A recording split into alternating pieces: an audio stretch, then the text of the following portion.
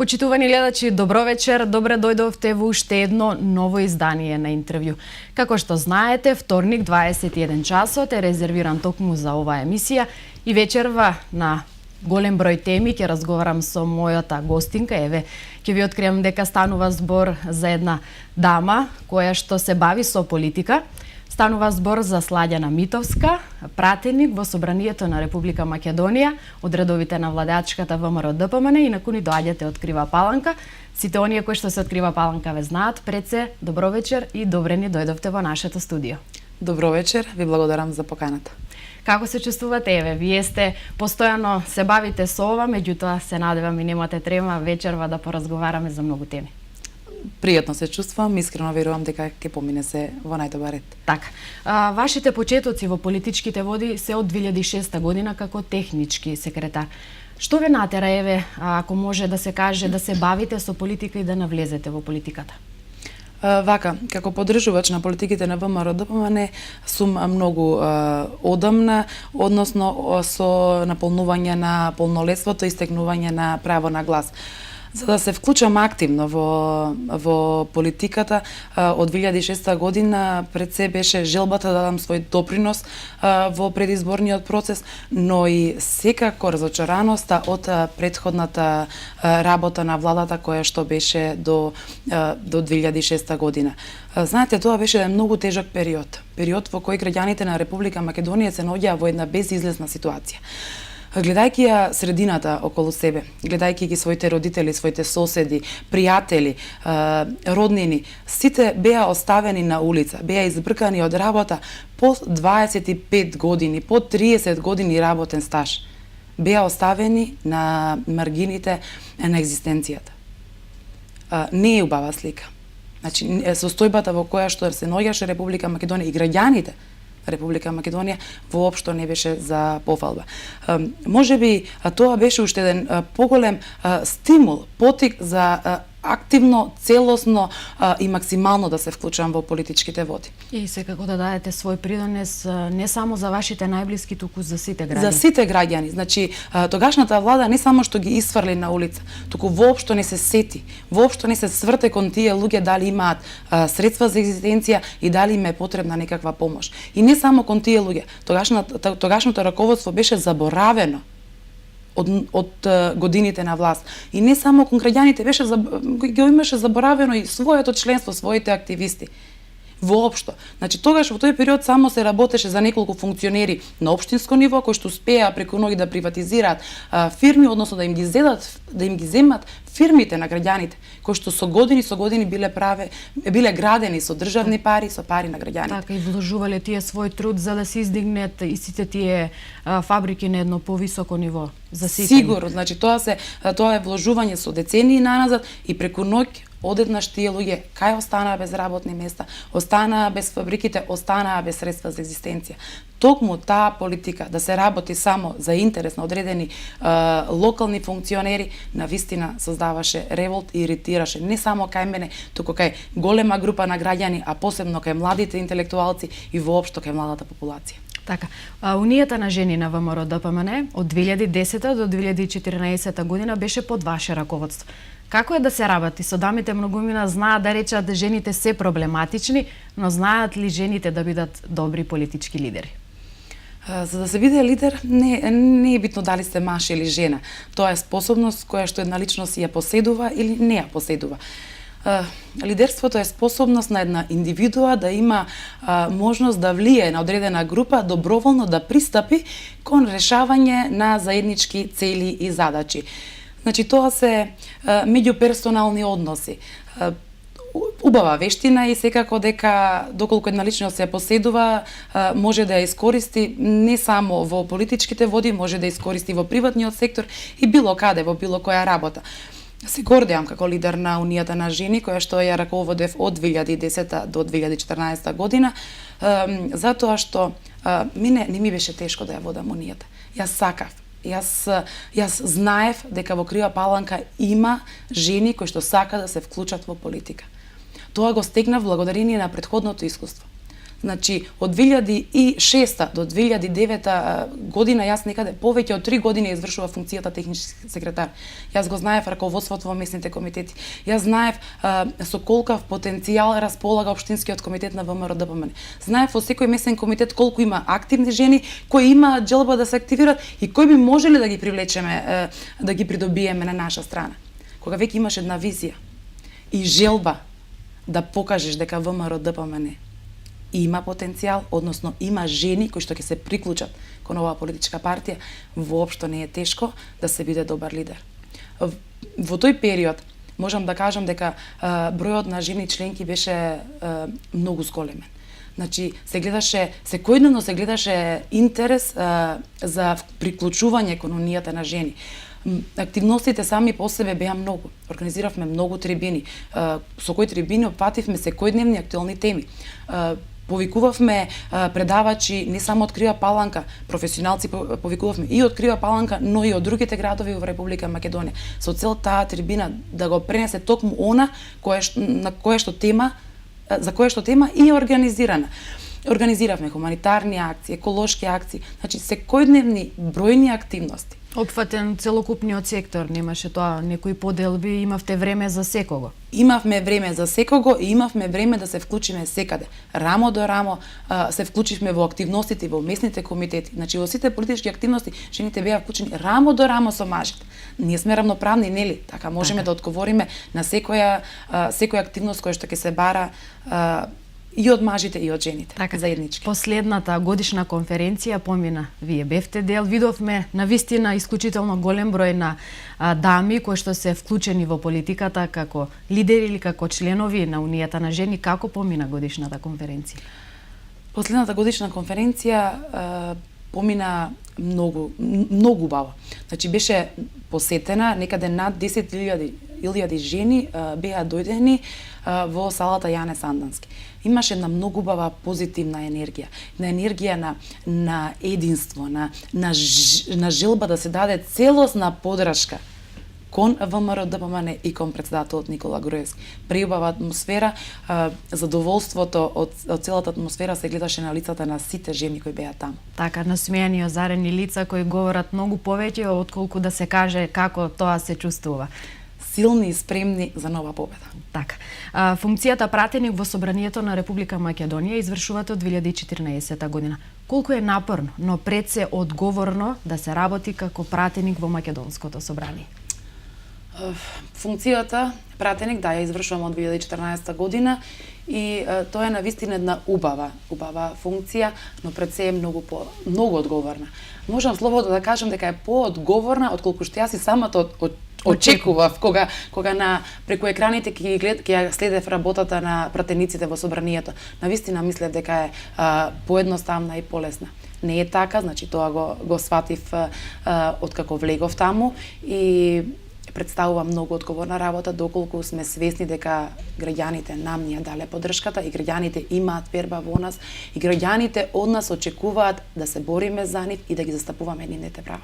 Доколку сериозно се свати функцијата пратеник, ќе се види и незината тежина. Така, сепак преку екраните споменавте вие сте замислувале една поинаква слика, меѓутоа кога се наоѓате таму, одговорноста е многу потешка и поголема затоа што станува збор за граѓаните, не само за себе. Да, одговорна, навистина одговорна работа. Освен како пратеник во Собранието на Република Македонија, вие сте члени на комисии кои што се во склоп на самото собрание. Што освен пратеничка функција вие извршувате?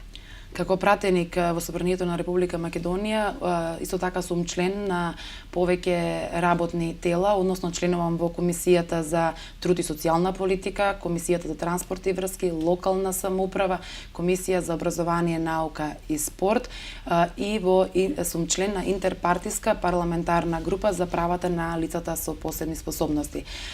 Потоа сум член и на пратеничката група на Собранието на Република Македонија за соработка со парламентот на Кралството Белгија, на Обединетото кралство Велика Британија и Северна Ирска и за соработка со Португалската република. Така, ова што вие сега ни го наброевте сепак говори за вашата посветеност и напорна работа не само во доменот на која што вие имате завршено, а тоа е социјален работник, односно вклучен во социјалата. Кога сме веќе кај тоа во Крива Паланка, постои дневен центар за лица со ментална и интелектуална попреченост. Многу често ние како медиум имавме можност да ги следиме вашите посети таму, меѓутоа не само за празниците кои веќе се зад нас и многу често без повод вие ги посетувате овие лица. Сметате ли дека доволно време и простор се одвојува за овие лица не само во Крива Паланка, туку гледано на ниво на целата земја? Доаѓам од Центар за социјална работа. Дневниот центар беше исто така во склоп на Центар за социјална работа, што значи дека таму работат нашите колеги, штитениците во дневниот центар се наши сограѓани, наши блиски пријатели и секако дека ние со нив се познаваме многу поодамна, односно со нив се дружам уште во студентските денови, значи пред да бидам вработена во Центарот за социјална работа и пред да станам пратеник во Собранието на Република Македонија. За овие лица се направени доста работи, но може уште многу да се направи. Само накратко ќе набројам дека за краток период, значи е посветено внимание и во однос на законската регулатива. Значи се донесени одредени парични надоместоци кои што досега никогаш овие лица не ги користеле. Значи донесено правото за мобилност, слепост, право за глувост. Потоа имаме значи донесено за прв пат во 2015 година воведовме право на посебен додаток за лица со Даунов синдром. Досега овие лица не беа фатени со паричен надоместок. Беше зголемен паричниот надоместок за самохрани родители кои имаат дете со посебни способности. Истиот паричен надоместок беше зголемен за 50%. За 25% го зголемивме паричниот надоместок, односно посебниот додаток за семејства кои што се корисници на социјална и постојана парична помош, односно семејства кои што се материјално необезбедени. Беше воведена електронска, односно се донесе закон за електронска евиденција на лицата со инвалидност, на формирање на една национална база во која што ќе бидат евидентирани лицата со инвалидност. Истото тоа ќе стапи, односно ќе започне да функционира сега од 2016 година. Тоа е многу значајно за овие лица, затоа што со внесувањето на матичниот број на лицето веднаш се има евиденција колкав е степенот на инвалидност, кои права може да бидат остварени. И на тој начин ние нема да го малтретираме лицето да талка од институција во институција и да прибира документи. Туку со внесувањето на неговиот матичен број веќе се гледа степенот на инвалидност, наодот и мислењето кој што го има добиено при оцена на неговата психофизичка состојба. Така, тоа е сепак од големо значење за тие луѓе затоа што што се тоа луѓе кои што навистина имаат инвалидност или се ментално попречени, сепак им се отвара една шанса и дополнително да не се измачуваат и да талкаат, како што рековте вие, по администрација и по шалки. Така, значи е направено за овие лица, но може уште многу. Значи тие лица, сите ние сме еднакви пред уставот и пред законите. И тие ги заслужуваат истите права кои што ги имаме и ние. И тие сакат слободно да се движат и да и спокојно да ги извршуваат нивните секојдневни обврски. Така, ние пред се како граѓани, како нивни роднини, пријатели, соседи, ние имаме пред се обврска да бидеме хумани, да бидеме човечки и да му го посветиме целото внимание кое што и ние сакаме да го добиеме од нашите блиски, така нормално и тие луѓе го сакаат целото внимание. Така. И сметам дека може да се работи и во подобрување на, односно да се тргнат градежните бариери со кои што тие се соочуваат и на тој начин да им го подобриме нивното секојдневно животно функционирање. Така, кога сме за помагање на овие лица и да им се овозможи еден нормален начин на функционирање и на живот, како што и ние посакуваме нормалните, Крива Паланка е еден од градовите кој што доби логопед благодарение на вашата заложба и вашето барање и вашиот труд кој што вие го посветивте за сите пациенти во Крива Паланка, додека за останатите градови се соочуваат со недостиг на логопед. Од какво значење беше добивањето ова пред се за пациентите? Вака, барањето за логопед произлезе од секојдневните средби со граѓаните. Знаете, навистина е најдобро кога имаш контакт со самите граѓани, секојдневни контакти со самите граѓани. И тогаш ако внимателно ги слушате нивните проблеми, забележуваме дека тие не бараат многу. Значи граѓаните си ги бараат основните работи, основни услови за едно нормално секојдневно живење. Бараат да имаат добра здравствена заштита, социјална сигурност, бараат да имаат добар образовен систем. И така во сите тие средби дојдовме до заклучок дека во Крива Паланка е потребен логопед. До доаѓањето на логопедот во Крива Паланка во здравствен дом, значи претходно немавме логопед ниту во детската градинка. Имаше конкурс, но бидејќи немавме дипломирано логопед под агенцијата за вработување, не беше во можност да се реализира, односно да се вработи логопед. Така, врз основа на тие барања, јас ја искористив можноста преку пратеничко прашање да го пренесам барањето на граѓаните и да излобираме, односно да добиеме логопед кој што ќе доаѓа. Првично беше побарано еднаш неделно, бидејќи на вистина потребата е голема. Сега успеавме тоа да го доведеме до ситуација во која што логопедот секој ден доаѓа во Крива Паланка. И ќе биде достапен за овие. Достапен секојдневно за сите дечиња. Знаете колку е битно да родителите не се принудени секој ден да патуваат од Крива Паланка за Скопје. Тие во тој период губат ден од работа, губат дневница, губат време, губат материјални средства. Детето губи, ако е на школска возраст, губи ден од училиште. Сега, со доаѓањето на логопедот во Крива Паланка, ние им овозможивме третманите да си ги реализираат токму во Крива Паланка.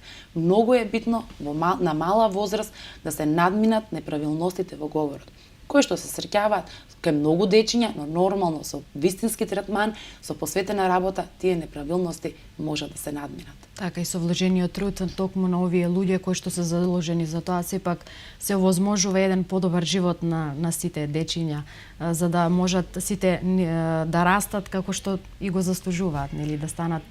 Им овозможивме да ги надминат недостатоците, неправилностите во говорот, без разлика дали станува збор за не може да се каже одредена буква или некои други неправилности, сепак сега имаат можност со редовни третмани, кои што ќе си ги третмани ќе ги направат лично во својата општина, значи имаат можност да ги надминат сите тие неправилности. Так. Навистина значено за децата кои што се во развој. Така, и за децата и за родителите споменавте. Вие секако. придобивки за сите, за целото семејство.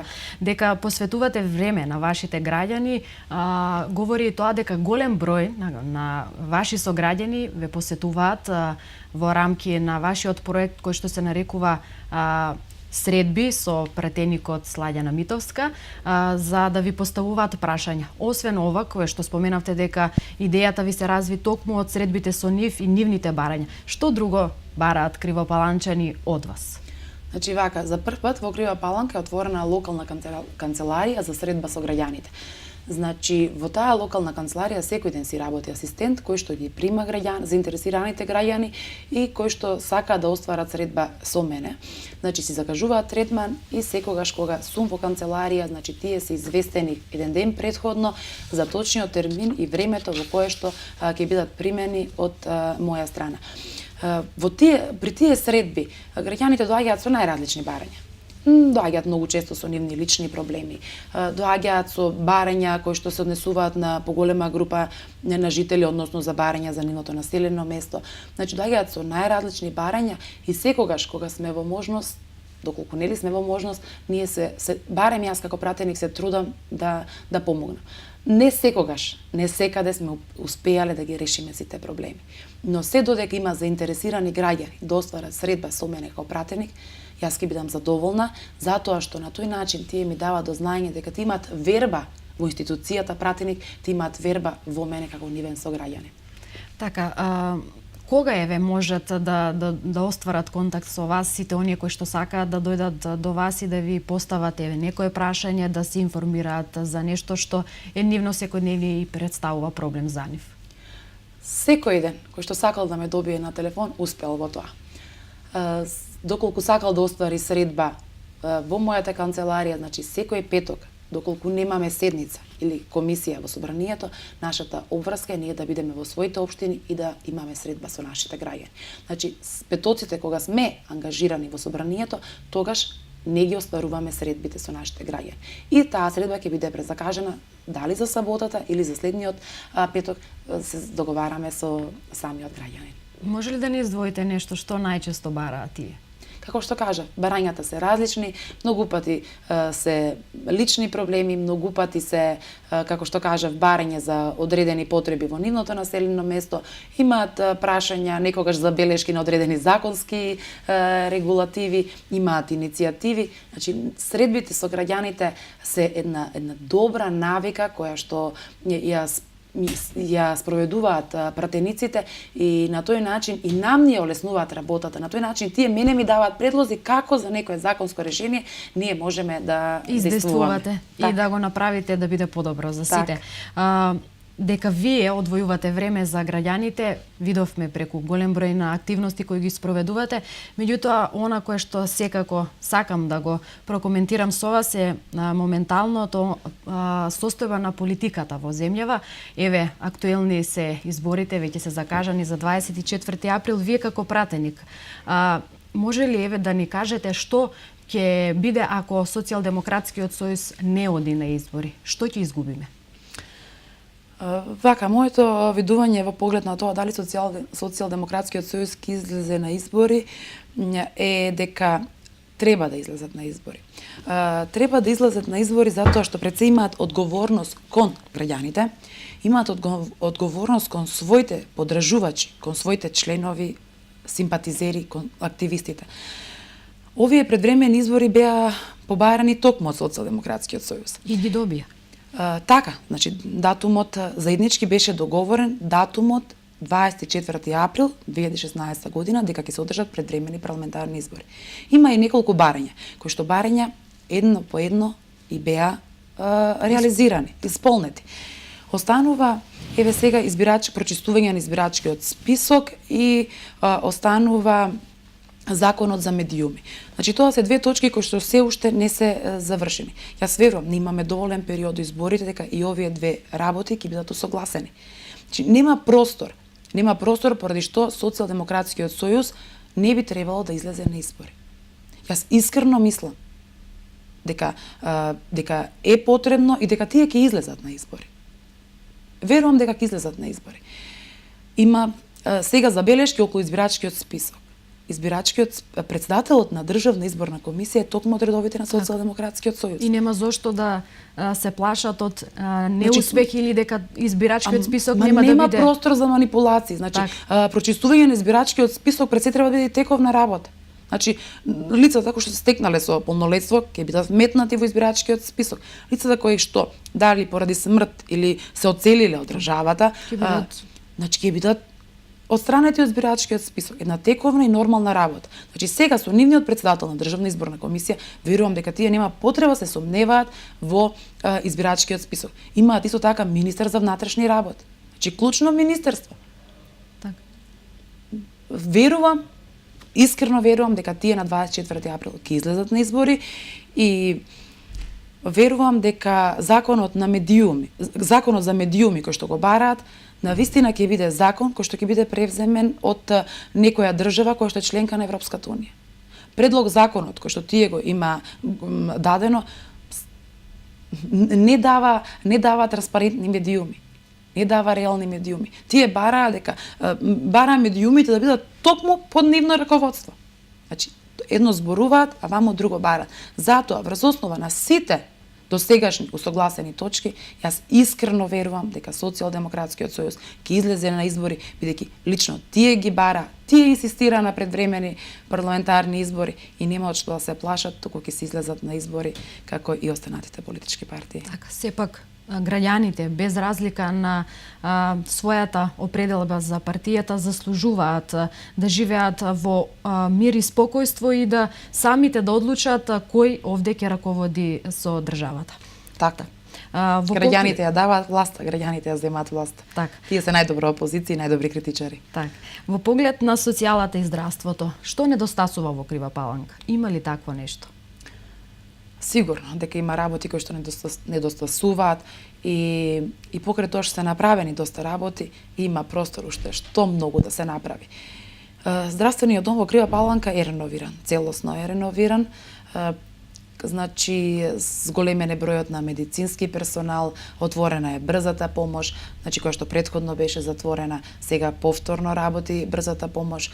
Имаме, значи исто така морам да кажам дека преку пратенички прашања и врз основа на барањето на граѓаните успеавме да добиеме мамограф и многу наскоро кривопаланчани ќе имаат можност да вршат мамографски прегледи токму во Крива Паланка. Значи сега е во ситуација кога што се обезбедуваат просторни услови за да почне да функционира и мамографот кој што е добиен благодарејќи на барањето, односно пренесување на проблемот преку пратеничко прашање. Исто така, значи сега има барање за доаѓање на специјалист оториноларинголог за кој што веќе се почнати преговорите, односно се бара специјалист кој што ќе доаѓа еднаш неделно, барем барањето е за еднаш неделно, во разговор со директорот и стручниот колегиум во здравствен дом. Тие најдобро знаат кои се барањата и потребите на пациентите.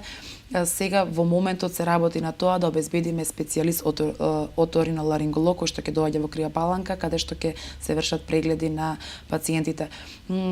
Искрено би сакала да повторно во Крива Паланка да работи одделението за гинекологија и акушерство. Зошто најбавиот момент на едно семејство да не се доживее токму во својата општина. Значи, раѓање имало многу години, многу децении наназад. Јас сум родена во Крива Паланка. Додека моето дете едното е родено во Скопје, другото во Куманово тука. Значи, зошто кривопаланчани најбавиот момент во животот да не си го почувствуваат токму во својата општина?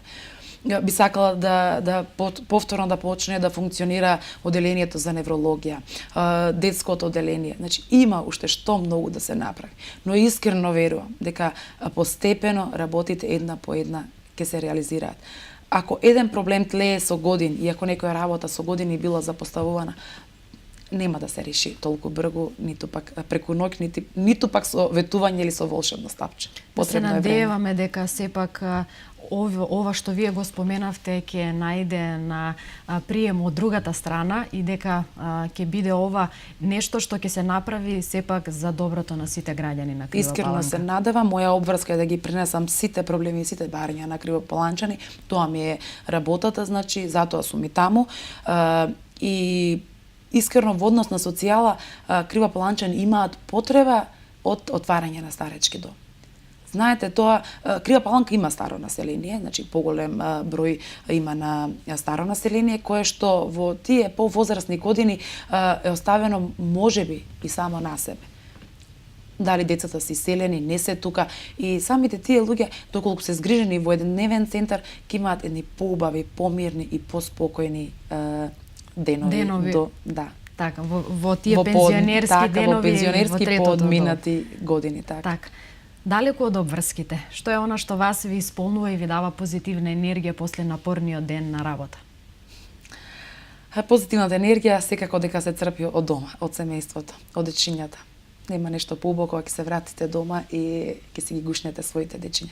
Така, вие умешно пливате во мајчинството, имате 2 дечиња, 2 синови, но сепак сте и сопруга. Колку време поминувате со вашите најблиски и што е карактеристично за вашето семејство? Поминувам малку време. Ако кажам дека поминувам многу време, се знае дека јас секој ден патувам од Крива Паланка за Скопје и се враќам назад. Како и секоја работа, нели, со тоа што немаме малку повеќе време во пат. Но тоа време кое што ми останува, секогаш се трудам максимално да го посветам на моите деца. Да ги тргнам настрана, домашните обврски да се посветам на нив. Дали ќе се играме, ќе се гушкаме, ќе читаме и откако ќе заспијат, ќе посветам малку време и на домашните обврски кои што ја чекаат секоја жена, секако и мене. Така, колку се значајни за вас семејните вредности? Многу се значајни. Семејството е основна клетка на секое општество. Секако дека од здраво семејство имаме здрави потомства. Од здрави потомства имаме едно просперитетно и развиено општество.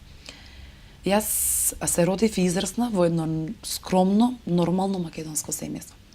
Израснав со моите 2 браќа, повозрастни, едни од 8 години, други од 6, кои што биле и тие биле во детски години, но имале обврска да се грижат за нивната помала сестра. Додека нашите родители беа на работа, тие се грижеа за мене. И знаете, тоа е еден убав период. период во кој што ние немавме тројцата посебна детска соба. Сите заедно. Сите заедно бевме. Како што е случај со многу така... И тука е убавината. Значи, тука е близината. Да растеш покрај двајца повозрасни браќа е многу убаво чувство.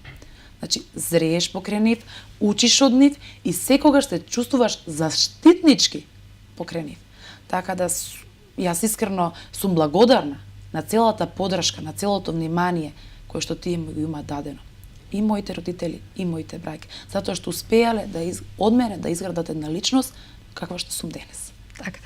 Тие се најубавите моменти, споменавте, вие ќе ги паметите секако цел живот. Тука си семејните случки. Еве, може ли да ни споделите некоја ваша семејна случка со гледачите, која што ќе ја паметите вие и ќе ја памети целото семејство? Од детството имаме многу убави сеќавања. Значи, ние многу се игравме. Ние по цел ден се игравме на улица. Игравме ластик, игравме кленџик, игравме кај нас криенка, кај нас велиме игравме жмурка. Значи тоа се убави сеќавања со кои што и ден денес кога ќе седнеме со другарките, со другарите од детството, ние со задоволство се пресеќаваме. Седевме со часови на улица сите заедно. Седевме, за нас представуваше задоволство ако повозрасните ни дозволе да седнеме покрај нив, да слушнеме некој разговор со нив. Значи, растевме така генерацијски, растевме едни со други. Многу убави моменти од детството.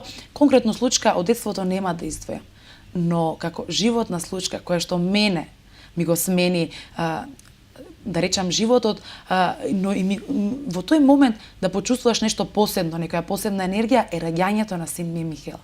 Значи, првиот момент кога го родив Михаил, за мене беше едно нешто што не можам да го објаснам. Не се опишува. Неизмерна среќа, чувство на кое што дури тогаш се почувствував горда, моќна, успешна. Исто така се чувствував и горда и успешна со раѓањето и на вториот син, но за прв пат тоа силно чувство најискрено, значи го почувствував со раѓањето на нашиот син Михаил, кое што чувство би сакала да го осети секоја една жена. Так. Што е она што ова време денеска во кое живееме, сепак се соочуваме со голем број на потешкоти и на проблеми, може вас да ве насмее и да ви го разубави денот? За да ми убав денот, прво си поаѓам самата со една убава и позитивна мисла. Проблемите треба да стојат настрана, а денот да го започнеме со една убава мисла. Потоа, како што кажав, насмевката на моите деца, поддршката од сопругот, здравието на најблиските ми дава енергија и ме прави среќна. Сопственото здравје, нели? Значи, тоа е тоа што ми дава енергија и ме прави среќна. Но не смеам да изоставам и да кажам дека мене навистина, најискрено, ме прават среќна и среќните лица на улица, задоволните граѓани, ме прават среќна животните, убавите животни ситуации на другите луѓе. Значи, сочувствуваш со нив, едноставно си среќен затоа што и нив им е убаво. Ме прави среќна и ми дава потик да продолжам со работата доколку некој сум успеала да помогнам на некого. Макар и за малку да му го разубавам денот, или да помогнам во реализација, во решавање на некој проблем. Сето тоа ми дава енергија да продолжам да чекорам по патот кој што сега го одам. Колку е тешко за вас како мајка, сопруга, но пред се вие работите, односно ги запознавме гледачите дека сте пратеник во Македонското собрание. Колку е тешко за вас да ги координирате и работните и професионалните обврски? Го кажам дека не е тешко, треба да лажам или да кажам дека се е возможно. Да, возможно е да се организират работите, но сепак нешто си бара жртва и си бара некои работи да имат приоритет во одреден момент, а некои да бидат запоставени. Во втор план. Така, значи во исто време не можеме да постигнеме секаде, но за да бидеш успешен, мора да имаш пред се добри семејни релации. Мора да имаш добри односи со твоето семејство, односно семејството од кај што јас потекнувам, и добри односи со семејството на мојот сопруг. Значи мора да ги негуваме семејните вредности, што рековте претходно, и мора да имаме почит, разбирање и добри семејни релации. Инаку, сам како поединец не би, ниту јас, ниту било кој друг може да успее. Мора да имаме добри односи, за да бидеме успешни. Мора да имаме добри односи со соседите, пријателите, подалечните роднини, со колегите. Значи, само тогаш ние можеме да бидеме успешни. Така, доколку јас немав поддршка од сопругот, од семејствата, јас немаше да бидам тука и немаше, еве, како што рековте, да бидам успешна. Колку сум успешна, времето ќе покаже, но немаше да стигнам до функцијата пратеник, која што функција извршувам денес. Вие споменавте дека поддршката од вашето семејство она кое што вас ве крева и што ви дава секако позитивна енергија, но многу дами се соочуваат со проблемот од она размислување дека жената треба да биде во домот, да се грижи за домот и семејството, а работата, доколку и излезе во можност да работи, сепак да се откаже од неја. Што сметате вие за ваквото размислување? Секако дека ова размислување не е исправно и за среќа жените веќе жените се еманципирани и веќе си ги бараат и односно ги добија своите права. Така да ние како рамноправни заедно со мажите учествуваме во сите сегменти од општественото живење. Жената и покрај кариерата и покрај функцијата која што извршува надвор од домот, професионалната функција, таа ги врши домашните обврски. Но доколку нема поддршка од сопругот, секако дека нејзините домашни обврски ќе заостанат, ќе бидат запоставени и самата грижа околу децата ќе биде намалена. Затоа е многу битна поддршката од сопругот, односно е битно разбирањето помеѓу брачните партнери и взаемната поддршка која што си ја даваат еден на друг. Затоа и се согласувам кога се вели дека за секој успешен маж стои успешна жена и за секоја успешна жена стои успешен маж. Поинаку не би можело да има успех. Така секако одат еден со друг, а не еден од друг кога се согласуваат. Голем број на жени политичари успешно му парираат на посилниот пол кога е во прашање политиката. Има ли некој на кој вие посебно се восхитувате како жена политичари, од која можеби црпете уште повеќе енергија да продолжите по патот по кој што сте сега? Искрено немам идол, но имам еден мој став во однос на тоа доколку жената сака да се вклучи во политичките води, односно став за жената политичар, и сметам дека доколку жената е вклучена во политиката и воопшто, барем јас така гледам таа позиција, значи мора да бидеш свесен дека како прво тоа е минлива функција, како второ во политиката нема суета. Нема суета, значи мора да работиш прво на себе, да ги надминеш своите недостатоци и да бидеш свесен од каде потекнуваш, кој ти е дал довербата и која е твојата функција, односно кои се твоите работни задачи натака. Значи, мојот став е, се додека извршуваш одредена позиција, одредена функција, биди најдобар колку што можеш, размислувај да помогнеш на колку што можеш повеќе луѓе и сакај да им помогнеш. Затоа што доколку немаме желба да помогнеме, ние никогаш и нема да успееме да го направиме тоа. Так. Освен во политиката, во што уште умешно се снаоѓате, некое хоби или пак омилен спорт? Хоби. Искрено немам време за да спортувам, немам време за хоби. Сакам прошетки, сакам да ги изнесам децата во природа и заедно со нив да уживам во природните убавини и тоа го правам секогаш кога можам и кога имам време и не спортувам. Немам време да спортувам. Сепак работните обврски тоа не го Работните обврски дозволуваат. се тие кои што ми наметнуваат да излезам са бајле, да се вратам навечер. Тие ви го наметнуваат темпото на живот. Темпото на живот, да, веќе е наметнато. Освен за спорт, ако може да се смета собирањето на играчки по домот кога ќе се вратам. Тоа е сепак најдобриот спорт за мајките и сопруги. Да, сите мајки, нели, по завршување на работни задачи кога ќе се вратиме дома, имаме свој обврски, но моите деца се на предучилишна возраст и така да собирањето на играчки разбирање за мама. Активност која што секојдневно по неколку пати се реализира во нашиот дом. На крајот од месецот јануари е вашиот роден ден, 29 јануари. Што ќе посакате, имате ли неостварена желба? Мојата желба која што ја замислувам секој ден, секоја вечер, секој празник, секоја нова година, секој роден ден, е да сме живи и здрави. Тоа е најважното. Тоа е мојата желба, да сме живи и здрави, да имаме спокој, мир и топлина во домот. Има една желба која што секој ден ја замислувам, ама таа не е реална. Таа желба е поврзана со болка во мојата душа. Тоа е копнеш за присуство на личност која што не е повеќе меѓу нас. Но свесни сме дека тие желби не се остварливи. туку остануваат само убавите сеќавања. И копнежот да е повторно тука.